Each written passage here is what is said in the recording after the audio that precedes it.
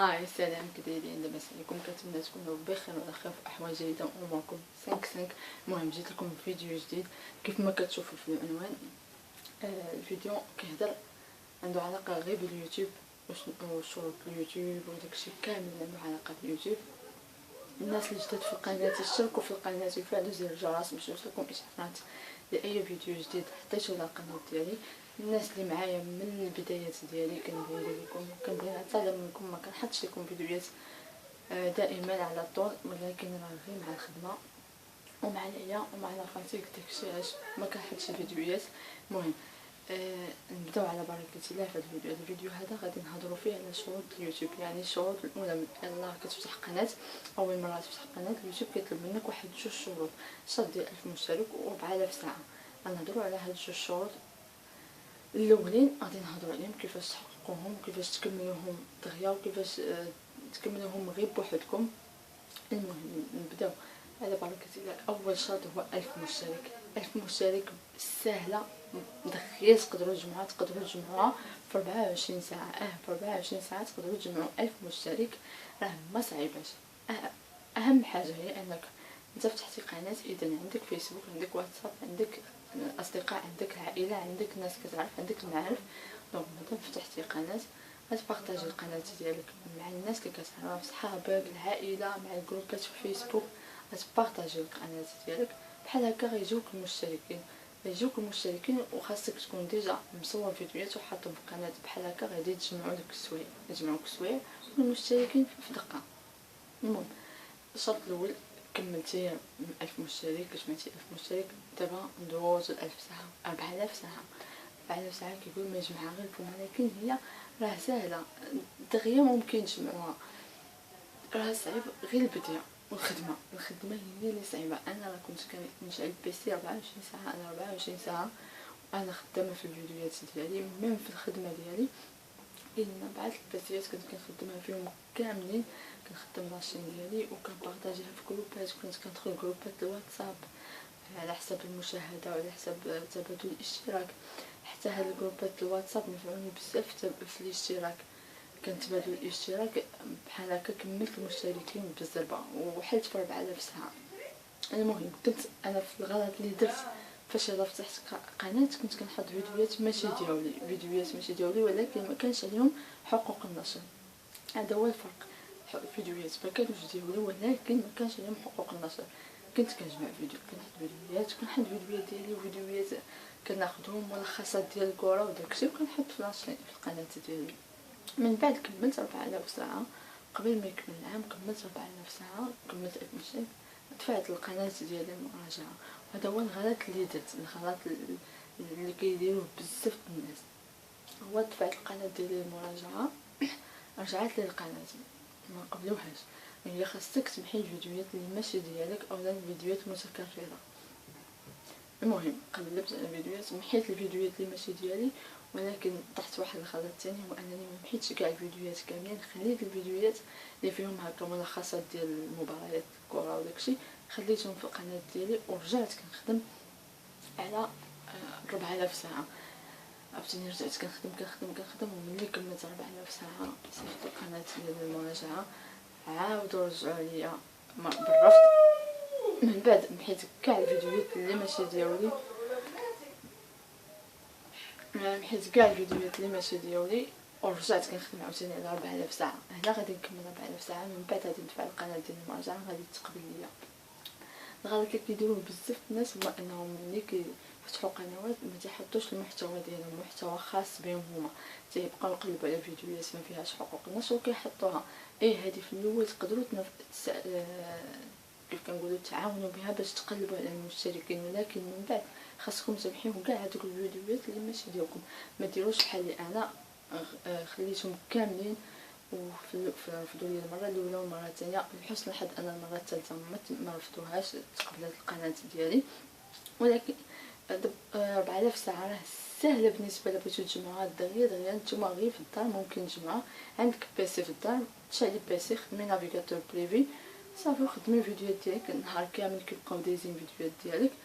هكا اليوم على غدا، اليوم على غدا، اليوم على غدا كتجمعي السوايع. ولكن خاص دائما تحط فيديوهات جداد، دائما تحط فيديوهات جداد هكا باش كتجيب المشتركين جداد ومشاهده جديده.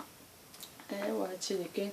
كنتمنى ان تجربتي تكون نفعتكم. ما تغلطوش بحالي، تخليو فيديوهات، تحطوا فيديوهات ماشي ديالكم في القناه وتدفعوا القناه المراجعه، حيت بحال هكا ما غاديش يقبلوها منكم. وبعض المرات كيصيفطوك انذار، بعض المرات صافي ما كيبقاوش يقبلوا القناه ديالك. ما كيخليك ما عندكش فرصه المره الثانيه باش تفتح قناه، يولي عندك صافي فرصه وحده تحف على قناه. يعني ما تغلطوش اهم حاجه في اليوتيوب هو انك ما تحبطش، يعني ما ديرش ما يكونش احباط. خاص تكون عندك العزيمه باش تكمل. يعني اليوتيوب فيه صعيب بزاف الخدمه، فيه بزاف الخدمه صعيبه. اللي صعيب في اليوتيوب هو داك السهر، السهر بزاف، كان السهر بزاف، سهر بزاف، هذاك هو اللي صعيب. وانك تصور فيديوهات وديري المونتاج وقد صارنا عليهم حتى كيتحطوا، هذه صعيبه بزاف. وعاوتاني الحاجه الوحيده اللي نقدر ننصحكم بها هي انكم حديتي قناه غادي تخدم عليها. ما تجيش تقول صافي انا حطيت قناه غادي تخدم راسها، عمر القناه ما غادي تخدم راسها بفيديو اولا بجوج فيديوهات. خاصك دائما تحط فيديوهات. هذا هو الغلط اللي وقعت فيه انا، وباقي حد الان كندير، ولكن راه ماشي بيدي. ما كنحطش فيديوهات دائما، يعني كيف كنقولوا فيديوهات متواليه، يعني فيديو مو فيديو، فيديو مو فيديو، بحال هكا كتجمع المشتركين وكتجمع حتى المشاهدات. انا دابا ما كنساليش باش نصور فيديوهات، يعني ما كنحطش فيديوهات. يعني مادام انت فتحتي قناه خاصك تخدم عليها وتحط فيديوهات. علاش لا في النهار في اليوم الاولى تحط فيديو كل نهار؟ يعني علاش لا فيديو فيه دقيقه، 2 دقائق، 3 دقائق، 4 دقائق هكا وتحطو في القناه ديالك. بحال هكا غيتجمعوا لك المشتركين وتجمعوا لك السوايع. واهم حاجه هي ان المحتوى يكون ديالك. بعد على لك تحط الموسيقى في الفيديو ديالك، تبعد على شي حوايج اللي محظورين في اليوتيوب. هادشي كامل حاول تبعد عليه.